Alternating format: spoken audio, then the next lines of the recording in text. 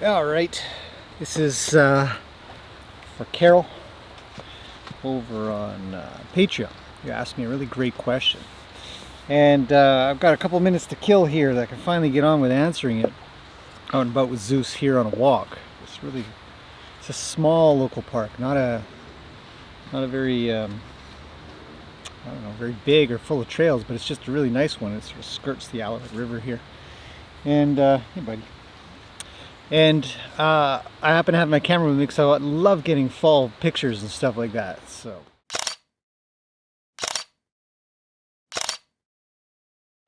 anyway, so let's talk about safety or how horses feel safe. And I'll reread because I don't know any way to find this this question other than to hit the email link. So I don't think anybody else can see it. So I'm going to read this out really quickly. And she says, I saw a video of a baby that got trapped in a fenced-in field and couldn't get back to the herd. The mother kept trying to go to the baby, but the stallion wouldn't let her. Fortunately, a human got the baby out. Other videos show a horse lying down while another keeping watch. The behavior seemed to be, I decide what's safe, and I'll keep you safe whether you like it or not, and I feel safe with you, so I will rest. As you said, Lena didn't feel safe in the wash station, but Luke walked right in. Is that because of their personalities? I'm wondering if, when the boy horses challenge each other, behavior is about who keeps whom safe. Is Gracie a social misfit because she doesn't feel safe? In the November 11th, 2018 video. In appropriate videos, can you talk more about horses feeling safe or unsafe? Yeah, this is probably a pretty good one. So, I do a lot about safety with horses, and a lot of it has to do with the people feeling safe. And if you have to talk, if you talk about just horses with horses feeling safe, it's actually relatively easy, I think.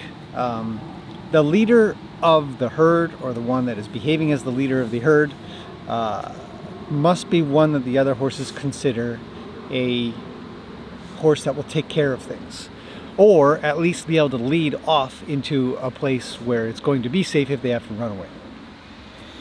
So when it comes to lying down, when it comes to taking a rest and the other horses, another horse keeping watch, or many horses lying down, generally there's going to be one on watch. And it seems to be some kind of unwritten agreement between horses. And the funny thing is, though, actually I've seen all of my horses lie down at the same time. And I don't recall exactly if I'm pretty sure I was out and about, sort of milling around, cleaning up and stuff like that, where they would then all lie down. If I wasn't there, I think one would get back up or something like that. And so that feeling of safety comes from being with numbers. So I talk about it here and there, but I always want to stress that to keep a horse alone is actually really mean, because they don't have the ability to rely on another animal or person even for that feeling of safety. So very important. Yes, absolutely. If a horse is lying down, it feels safe enough that the other one is keeping watch. And they'll take turns, and it'll be a really nice symbiotic relationship. As for the stallion trying to keep out the mare from going the other way, the stallion might have seen something and said, no, you don't get to go over there. The foal has to make its own way back. I think I've seen that video. It was quite a while back. I don't recall that it was a newer one. So the thing to think about for that is, in a way, you sort of have to look at it as if the horse knows best, even though it's a man-made object, a fence, maybe a gate that was open very intermittently and now it's not open anymore. Or the foal just doesn't have the direction sense to figure out how to go back through whichever way it came. So in such a case, because humans have intervened to create spaces for horses or create blockades and stuff like that, there's a very good chance that a human again has to intervene to make sure that they're brought back safe. I don't think it's that the stallion was saying, no, you can't have your foal. Most likely it was, don't go over there, you need to stay with us, it's safest here, don't you dare leave. Even for that foal, I suppose their value system might be different, and that's the way it is. The foals are obviously going to feel safest when they're with their moms. That seems to be the general consensus throughout most of the animal world. So I feel like that's self-explanatory. If any of this before this has not been some form of understandable or self-explanatory, please let me know. Now, on to the wash station and the difference between Lena and Luke. It is very interesting. Other horses were able to go in fine. I did just about every horse in there.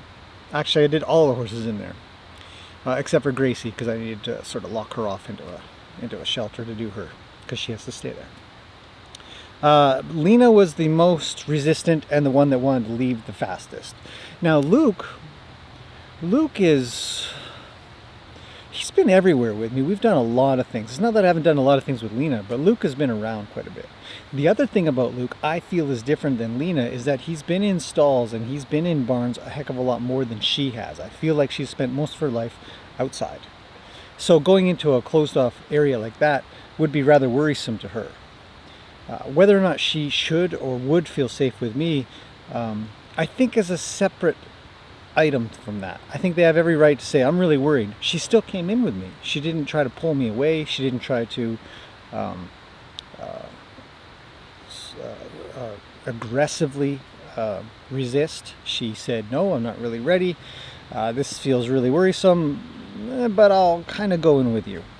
So there's definitely a history difference, I think, between the two of them.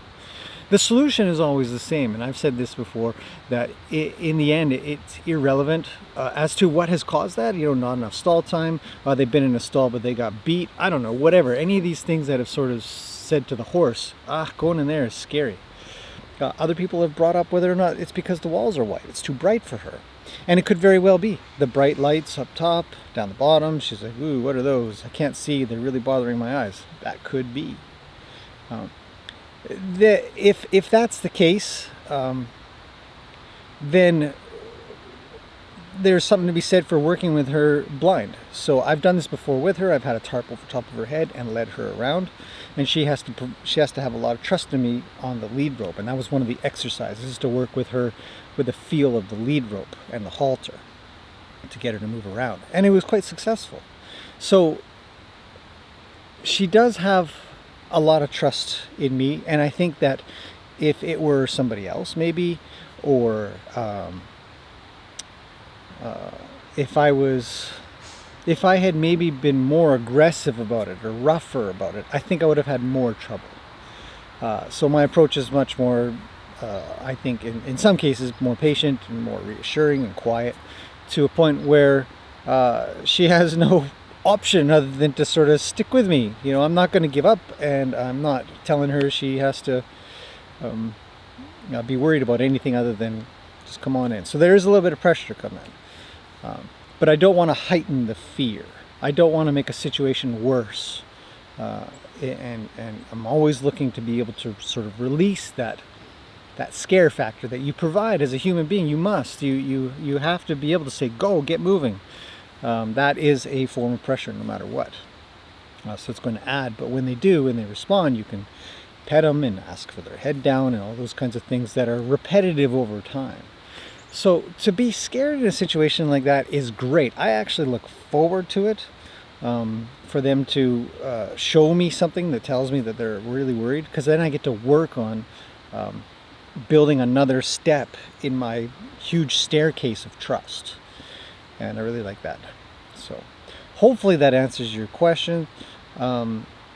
It definitely can be a personality thing, an experience thing. I don't know if it's a breed thing, but some people say it could be a breed thing. Probably an age thing. I'm not sure about a gender thing. Peggy was a little bit slow to go in. Ruli was okay. Sky was fine. Luke was fine. Roni was a little resistant, so you never know what you're going to get. You just work it through. So to recognize that the fear is there is the first step, and I think it's a great step to say, it's okay, I'm here too, you're with me. And you just keep building that staircase of trust, kind of like what Luke has with me. Maybe he's had a better past, we don't know. But I'd like to believe that the staircase is so firm that he's just like, yep, let's go. But it doesn't mean that he doesn't get afraid of stuff. Like reversing out of a trailer. I did a video stream on that, live stream. And I've had a couple of times where he's kind of gone backwards for the pool noodles of death that I've got hanging in the arena. But every time I just kind of push them through and reestablish that step on the staircase, and it comes out very well. So that's the goal. Anyways, if you have any more questions or you're still kind of confused on that one, let me know anytime. I'll put this up probably today, and I think it'll be helpful for others in the future, so I might chuck it up on YouTube at another time too, if that's okay. And that's about it. I think we're done there. Any questions, let me know anytime. We're going to continue our walk, and see you guys again next time.